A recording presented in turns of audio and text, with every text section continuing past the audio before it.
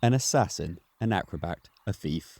The Hornet Robberfly is a deadly ambush predator. Perched atop warm, dry slabs of cow dung, they wait patiently for the opportune moment to strike at smaller insects. The warm, sun-baked coastal grasslands atop the southwest coast provide the perfect hunting grounds for these assassins of the sky. And that's where we've come to today, to see if we can find and record the Hornet Robberfly. Hiya, I'm Michael O'Shea, I'm Communities Trainee.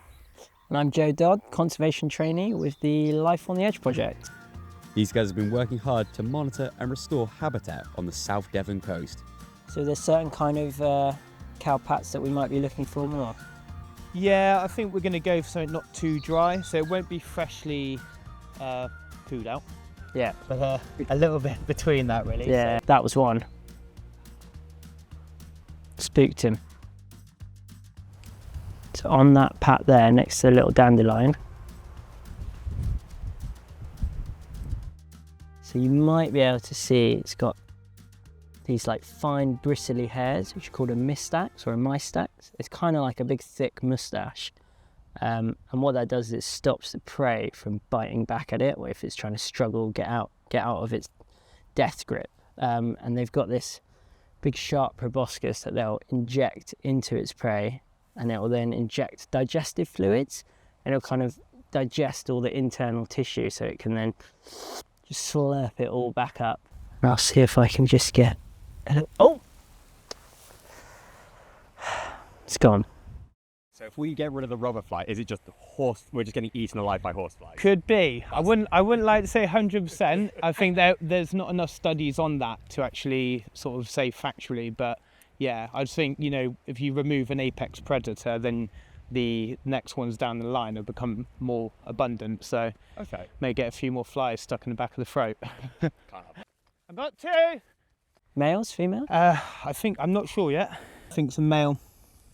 I think we've got a male here, and then the very pointy abdomen is the female. Ovipositor.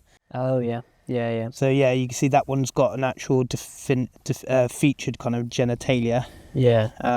Whereas that's kind of just like a bit of a tip. And is that pointy so it can dip into the cowpat and lay its eggs? Yeah, it'd be like most insects with ovipositors. They're quite kind of like pointy tube-like almost, yeah. Like a syringe. Exactly. Right, so I'm going to do my best to try and handle this robberfly. That's it, readjust. Just really want to be It's careful tricky, with his isn't it? wings right now. And just really... It's gonna bite me, He's isn't it? biting me.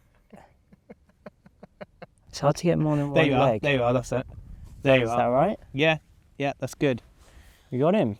So this is actually a pretty new experience for me. First time handling a robberfly. That's it. And we've got ourselves the Hornet Robberfly. And this is a female. But these guys are basically true flies. So they come from the order Diptera, which is basically defined by two wings and two holteres, which are these club-like structures that spin to help them fly, orientate, and especially these guys, which are master assassins, robberflies, and literally snatch their victims out of the air. And they have a few definitive sort of attributes, if you like. So one of them is the really sharp proboscis, which it sort of has a cocktail of digestive enzymes and neurotoxins that it delivers to its prey, and then it digests the tissues within, and then it can suck them up like a straw. So a nice milkshake. They have something called a mystax, which is like a moustache or beard, and it basically protects them from a struggling prey. So when they impale it and their prey struggling, it just reduces any damage that they may take. And they've got these really long legs as well. It's really typical. So these long legs, like which they grasp their prey with. I think that's it. Oh yeah, the other feature is the eyes. So they've got these big bulbous eyes, but they have this depression between them. So if you ever see a fly that has a really distinct sort of depression on the top of the head, with those other features being the mystax, the moustache, and the proboscis, then you know you've got yourself a robberfly in the family Asilidae. So why is it called a hornet robberfly? So this particular species mimics a hornet, so hence it's gained its name. You But see that banding there, yellow bands at the back and then black ones there. It's quite common amongst insects, isn't it? They're kind of almost using the venomous nature of bees, hornets, wasps as a kind of protective measure. You can disguise yourself something as more dangerous, even more dangerous than the... Well, the funny thing about that is these guys will actually even sort of catch hornets or wasps, will they? which is Amazing. kind of ironic that you're going to Yeah. try and look like something that you actually can take down. Yeah. But if you think about it as a mammalian perspective, us like a mammal, you don't want to pick up something that stings you. Although they will bite, a sting and the lasts for longer, doesn't it? Yeah, and they'll pretty much go for anything, won't they? Oh, these guys go for anything. You like grasshoppers, even beetles. Something crazy about these is they'll actually catch them in flight, because obviously beetles have hard wing casings known as the elytra, and the only really way they can penetrate them is when they're in flight. The wing cases will open up and they'll come and snag them out the air and give them a good shank to the back, and job done. I mean, this is a relatively rare species of robberfly, and they're quite range restricted as well, aren't they? That's it. I think we only found sort of on this southern part of the UK, And coastal Wales as well. regions, and then southern Wales, which we think is likely down to the fact that they're similar to all insects. They're quite thermophilic, but these ones especially obviously adapted to this sort of temperature range that you're going to find down here. I've got a feeling he'd probably relax on you now. Yeah, I mean, I'm not even holding him now. Oh, brilliant. I'll say she. Thumbs up. Super cute, isn't it? The other really important thing for them ecologically is that they'll lay their eggs on cowpats, or other poo as well. So you were talking, rabbit, horse, sheep even, but cowpats are really quite optimal for them. So this is actually a female here. Oh, nearly lost her.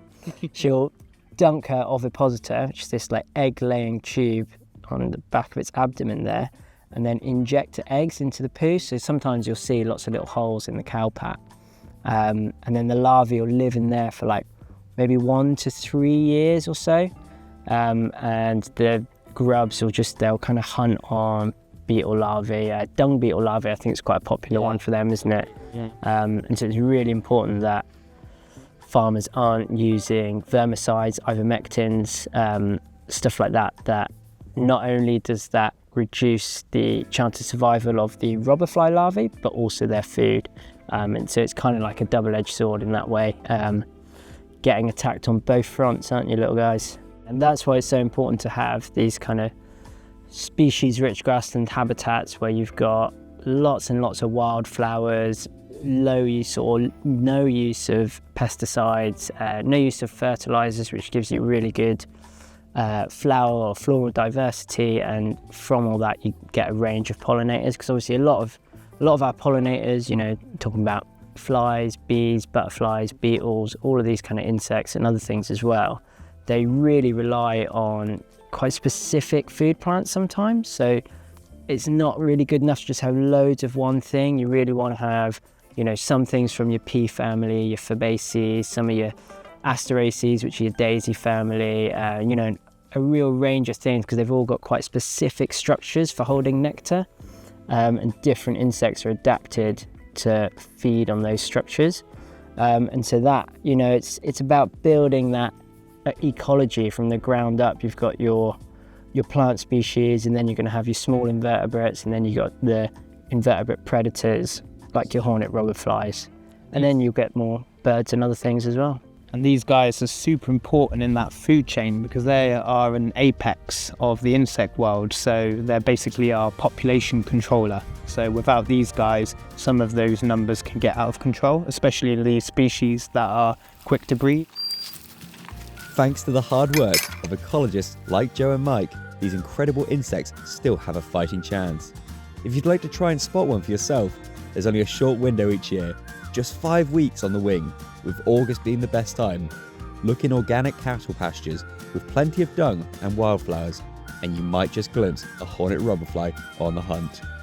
Every record adds to our knowledge and helps protect their future, so keep your eyes open. If you're lucky enough to see one, don't forget to share it. If you want to know more about Hornet Robberflies or the Life on the Edge project, then check out these links. If you want more nature content like this, then like, comment and subscribe.